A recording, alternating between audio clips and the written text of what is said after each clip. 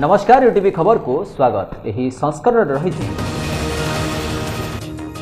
गोपालपुर गणदुष्कर्म मामला ब्रह्मपुर मंडल कारागार रे मजिस्ट्रेट को उपस्थित हेला टीआई पैरेड चली क्राइम ब्रांच तदंत।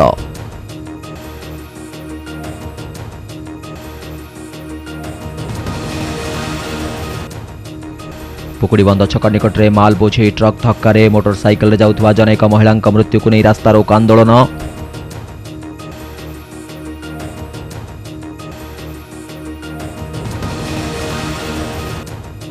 गोपालपुर गणदुष्कर्म घटना नहीं कांग्रेस फैक्ट फाइंडिंग टीम घटनास्थल परिदर्शन सह अनुध्यान।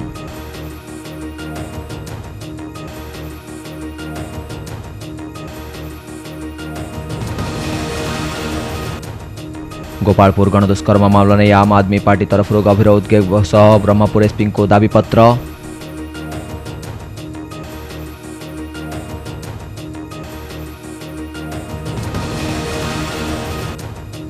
प्रधानमंत्री नरेंद्र मोदी द्वारा तीन बरपुत्र जन्मस्थली को जातीय स्मारकी घोषणा को नहीं उत्कल आश्रम न्यासर अभिनंदन।